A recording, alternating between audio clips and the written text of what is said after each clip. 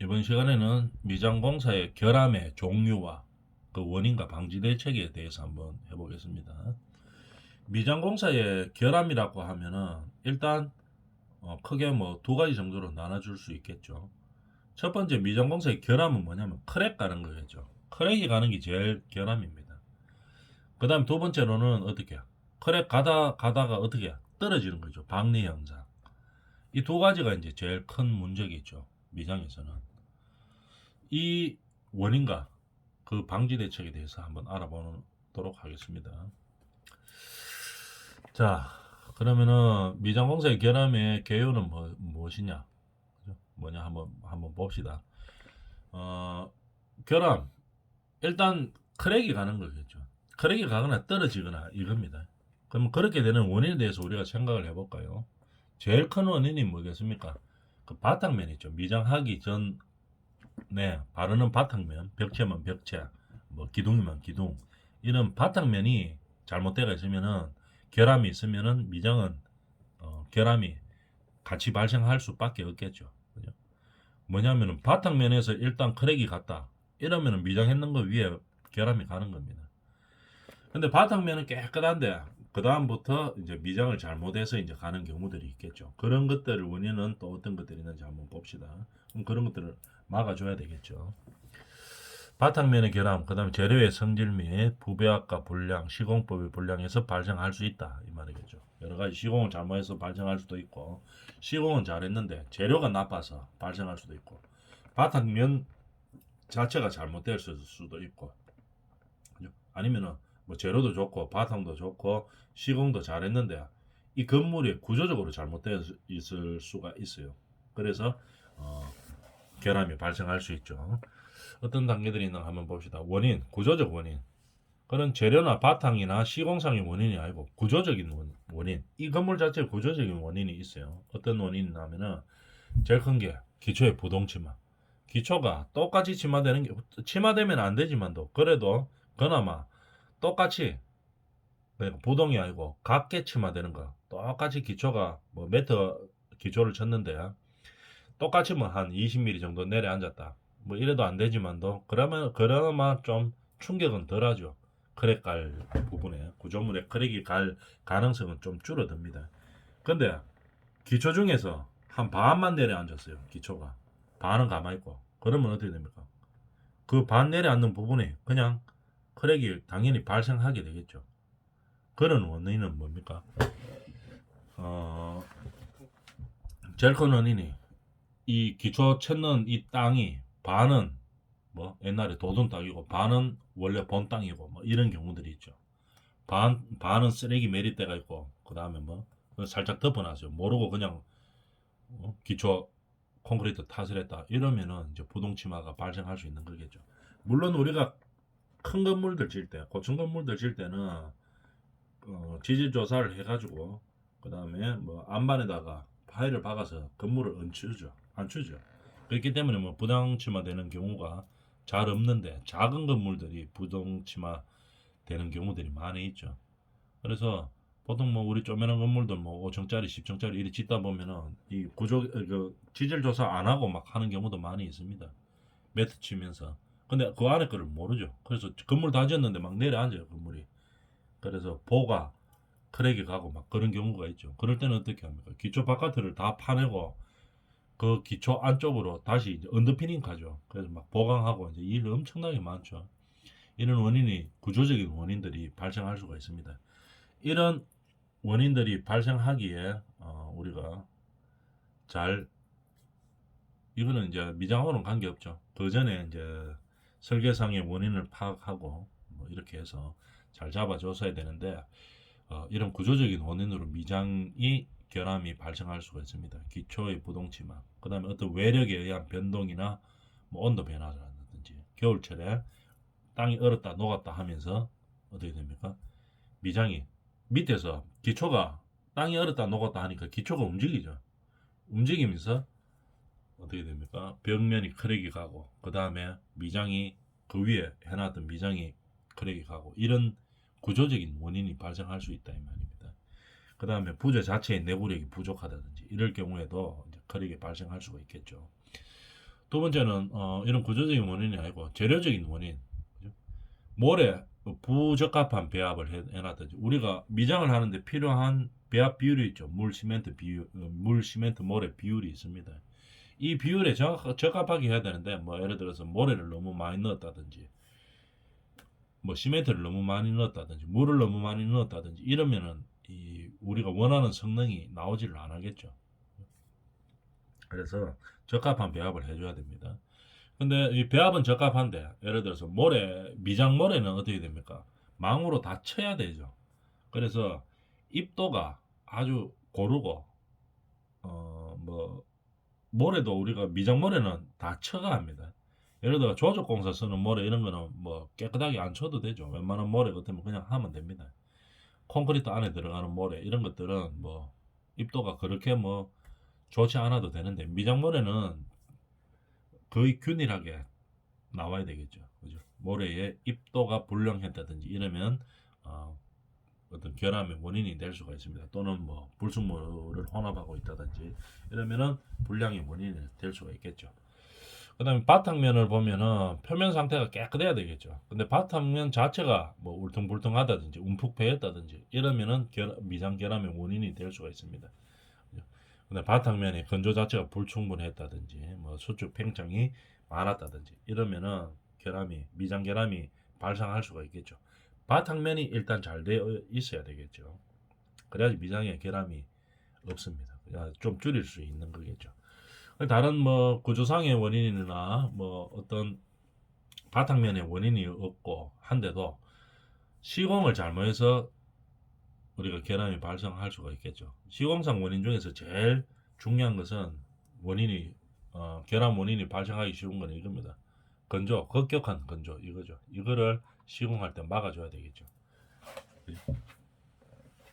너무 빨리 물이 건조돼가지고 크랙이 가는 그런 현상을 막아준다는 얘기입니다. 그 다음 두 번째 누르기를 잘해야 되죠. 흑손 누르기를 마지막 할 때는 흑손 누르기를 잘 해줘야지 이게 어떻게 됩니까? 어떤 우리가 필요한 강도라든지 이런 것들이 잘 나오게 되는 거겠죠. 저 실리콘도 마찬가지고 이 미장도 마찬가지고 마지막 누르기를 잘 해줘야 됩니다. 근데 누르는 미장 칼이 있죠. 그죠? 흑손 누르기로 잘 해주면 됩니다. 그 다음에 마감 쪽은 흑손 누르기로 하고 보통 평평한 면은 흑손으로 누르기 하기가 좀 힘드니까 어떻게 합니까? 미장 자 있죠. 긴 거 한 2m 정도 됩니다. 그런 걸로 이렇게 왔다 갔다 해주면서 누르기를 이제 해주는 거겠죠. 그렇게 누르기를 잘 해주면 어떻게 됩니까? 이 부착 강도도 좋아지죠. 그래서 흑손 누르기를 부족하면은 결함의 원인이 될 수 있고 바람 두께는 어떻게 됩니까? 똑같이 균일하게 나와야 되겠죠. 그래야지 결함을 막을 수 있습니다. 균질한 재료를 써야 되고 그 다음에 가장 중요한 급격한 건조를 막아야 된다 이런 얘기겠죠. 그래서 이 시공을 잘못하면 결함이 미장 결함이 발생할 수 있다 이 말입니다. 그다음 시공까지 다 잘 해놨어도 그 양생할 때 너무 빨리 건조시키다든지 시공사 원인하고 같은 거죠. 그다음 또는 뭐 양생도 되기 전에 뭐 충격을 줬다든지 우리가 복도에 미장해놨는데 안쪽에서 뭐 전기공사한다고 드릴까 막뭐 벽을 막 깼다든지 그죠? 설비공사한다고 뭐 드릴까 막 깼다든지 이래가 진동이나 충격을 주면 안 되겠죠. 양생되기 전에. 그래서 양생이 잘 되도록 해줘야 된다 이 말입니다. 균열의 형태에 대해 결함의 형태에 대해서 한번 볼까요? 제일 많이 발생하는 게 이 균열이죠. 요렇게 보면 사진을 보면 균열이 이렇게 가 있죠. 제일 많은 원인은 수분의 급속한 증발입니다. 바람이 너무 많이 통해 가지고 물이 너무 빨리 건조됐는 거. 아니면은 재료의 수축 이런 것들. 그래서 그 다음에 건조 불량, 바람청해. 그 다음에 과도한 통풍, 급격한 건조를 할 경우 저런 균열이 발생하게 되는 겁니다. 균열 아니면 박락이죠, 그죠? 박락 떨어지는 겁니다. 미장 발라는데 뚝 떨어져 버려요. 이런 식으로. 이런 거 많이 보죠. 우리가 주차장 위에 보면은 우리가 이거 베란다 형식으로 이렇게 빼져가 있죠. 캐노피 형태로 빼놨는 거 밑에 콘크리트면 그냥 놔두면 보기 싫으니까 뭐 미장해가지고 칠을 보통 해놓죠. 그죠? 근데 이거 미장했는데가 보면 이거 막 떨어집니다. 그죠? 이런 것들이 왜 그러냐 하면은 콘크리트 면에서 좀 많이 떨어져요. 그래서 요즘은 이 콘크리트 하부는 미장을 안 하죠. 보통 뭐 합니까? 견출하죠. 깨끗하게 갈아냅니다. 그죠? 뭐 튀어나왔거나 이런 거는 모자라는 부분은 뭐 바다를 미기주고 시멘트 풀이죠. 시멘트 풀로 바다를 매기고 그 다음에 튀어나왔는 거는 뭐 갈아내죠. 그래서 깨끗하게 그냥 견출로 끝냅니다. 그럼 견출하면 어떻게 됩니까? 견출 위에 그냥 바로 견출하고 난 다음에 면이 평평하니까 그 다음에 뭐 칠이 바로 들어가면 되겠죠. 그래서 아예 뭐 미장이 떨어지는 일을 방지하죠. 그죠? 그런데 이걸 갖다 미장을 해놨다. 아니면 옆면도 마찬가지고 옆면은 보통 뭐 미장을 보통 하죠. 바닥면 이런 거는 잘못하면 떨어지기 때문에 견출해가 그냥 칠을 바로 하지만 이 옆면 이런 것들은 어떻게 됩니까? 견출하려고 하면 양이 너무 많으니까 어떻게 합니까? 미장을 하죠. 근데 미장면이 콘크리트에다가 붙이면 잘 떨어집니다. 떨어질 가능성이 좀 많아요. 왜냐하면은 콘크리트 면이 좀 이 편편하죠. 평할 동안 높죠. 그죠?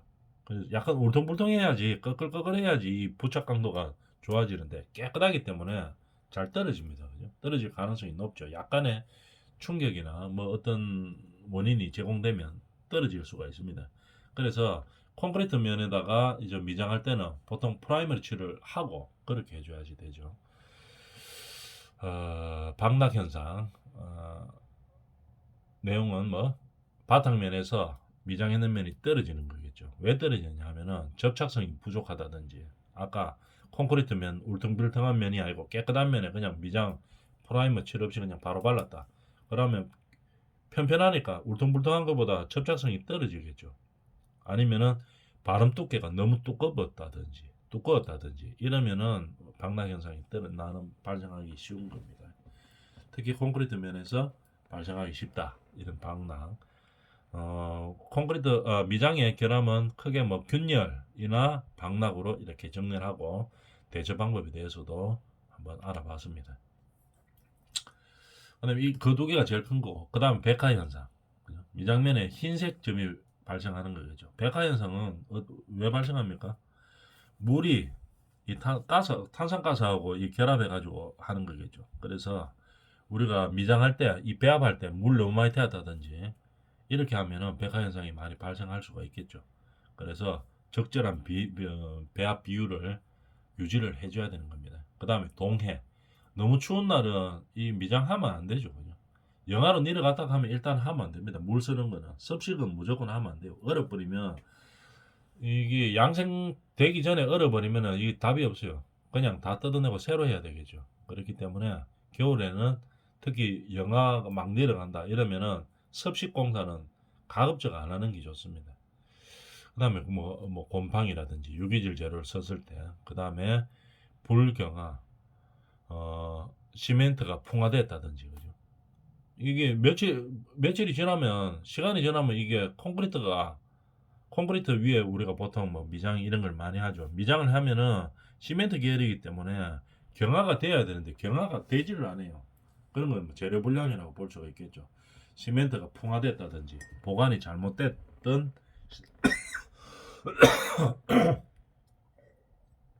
시멘트를 사용했다든지 이런 경우에 어, 경화되지 않는 현상이 발생할 수 있다는 얘기입니다. 그다음 방지 대책들은 아까 이야기를 좀 많이 했었죠. 구조적인 원인은 구조적으로 아예 미장결함이 발생하지 않도록 그런 구조로 만들어야 되겠죠. 그래서 어떻게 하는가 봅시다. 바탕 구조체의 균열을 방지하고, 바탕면이 균열이 방지하면 아예 안 되죠. 그 바탕면이 균열이 발생하면 미장면은 당연히 균열이 발생하기 때문에 바탕 구조체의 균열을 방지합니다. 보통 어떻게 합니까? 균열 방지하는 바탕체 균열을 방지하는 가장 일반적인 방법, 줄눈을 두는 거겠죠. 줄눈을 보통 둬가지고 균열을 방지합니다.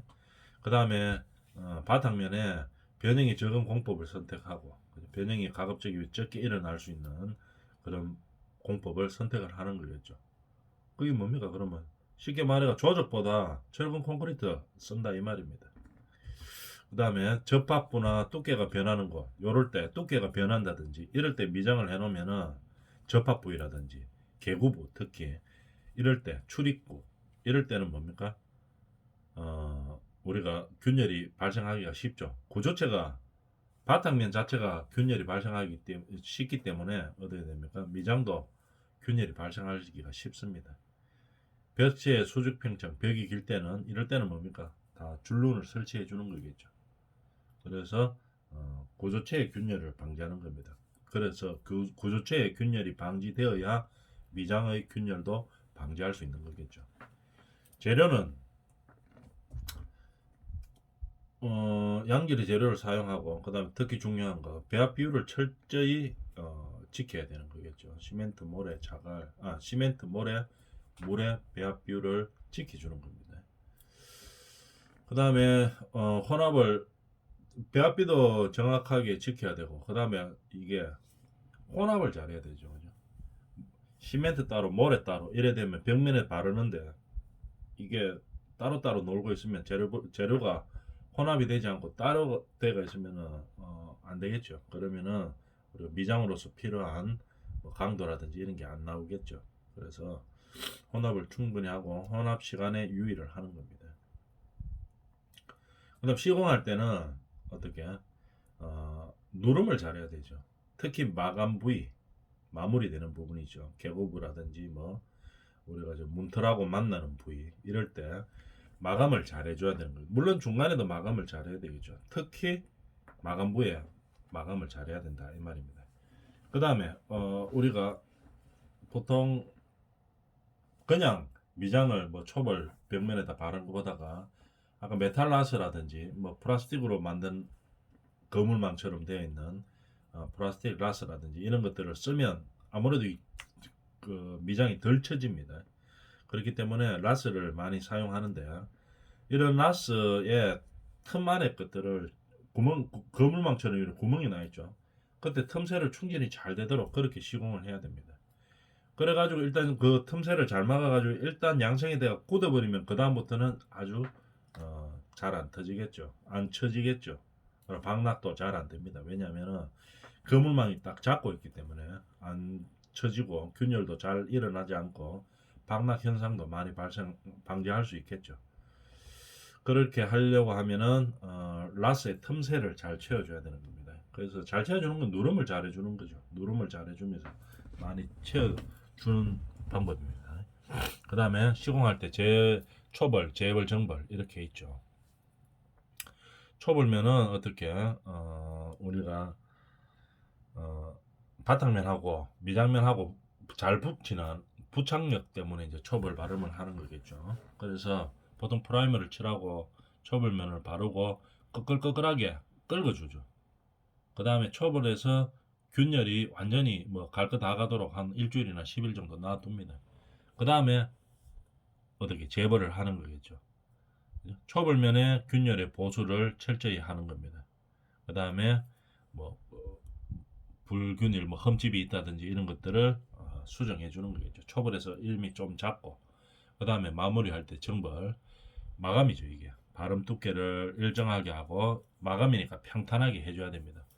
이거 초벌은 뭐 일부러 끄끌끄끌하게 하는 거고 재벌은 마감면을 평안하게 할 필요가 없죠. 나중에 정벌할 것 같으면 만약에 정벌을 안 하고 뭐 재벌이 마감이다.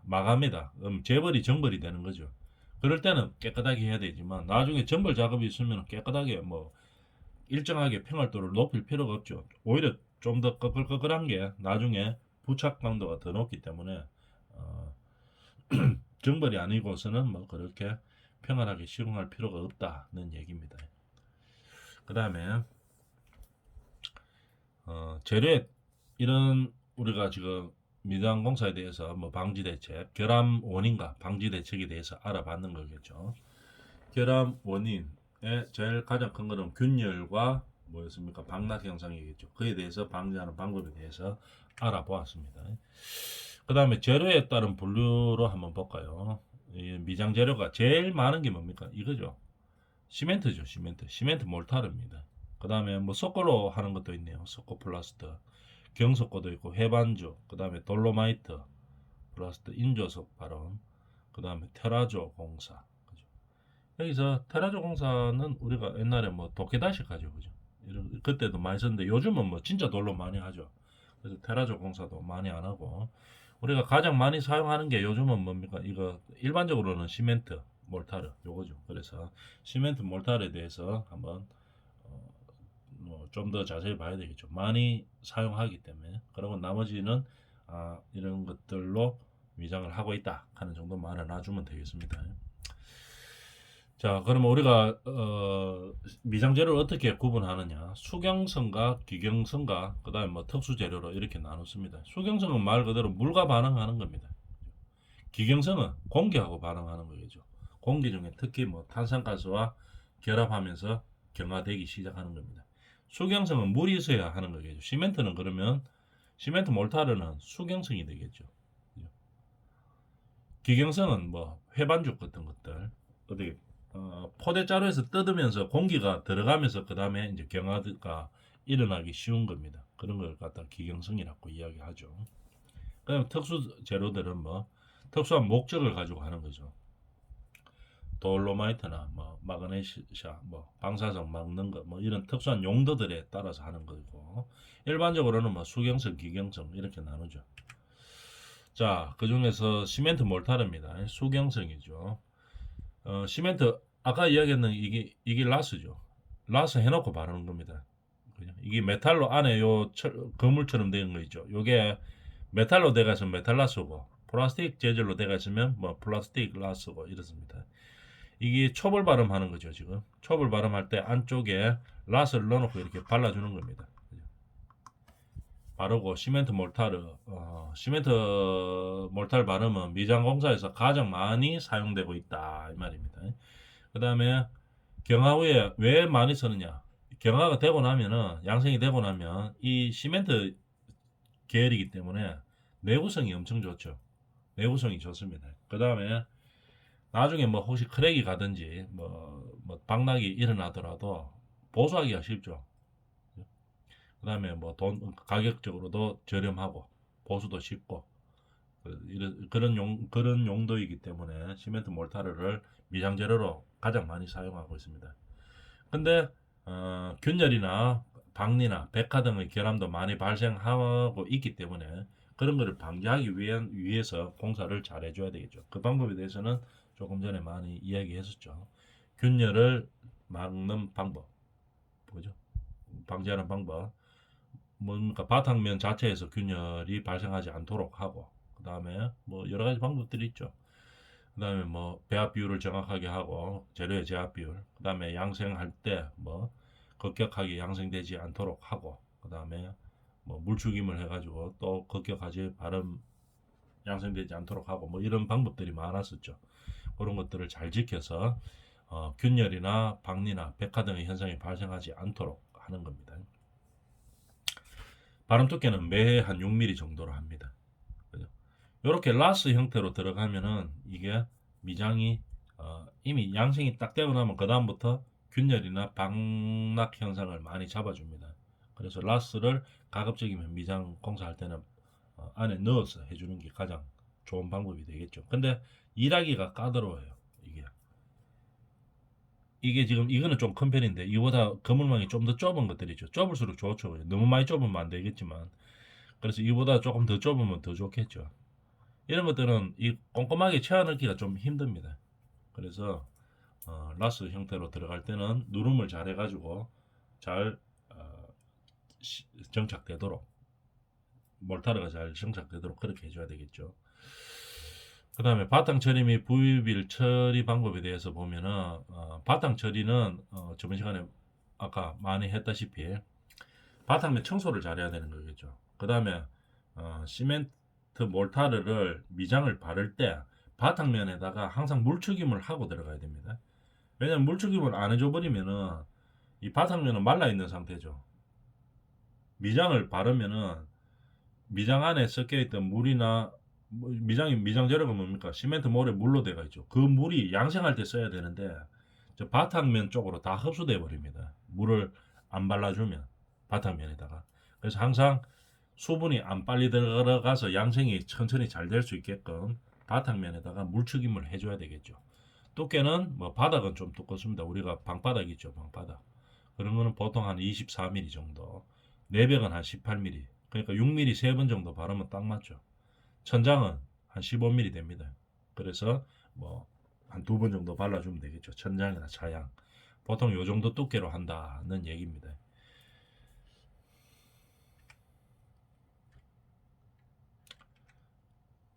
근데 우리가 요즘은 바닥 할 때는 어떻게 됩니까? 우리가 요즘은 옛날에는 뭐 손비빔으로 다 끝냈는데 요즘은 손비빔으로 안 하죠, 그죠? 그런 시공 방법들이 있죠. 그런데 지금 양이 좀 남았네요. 그래서 이번 특성은 이렇고 시멘트 모르타르와 특성, 바탕 처리 및 부위별 처리 방법에 대해서 하고 바닥은 보통 일반적으로 장비나 이런 걸 써가지고 한 번에 끝내도록 합니다. 그 바닥은 6mm 정도에 끝내는 게 아니고 한 번에 끝내는 게 맞습니다. 왜냐하면은 바닥에는 뭐가 들어가 있습니까? 우리가 우리나라는 바닥 난방이기 때문에 엑셀 파이프들이 다 들어가 있죠. 그래서 이거 잘라서 해주면은 엑셀 파이프가 묻히지가 않아죠, 그죠? 그래서 한 방에 그냥 다 칩니다. 그래서 그런 내용들은 자세하게 다음 시간에 이야기하도록 하겠습니다.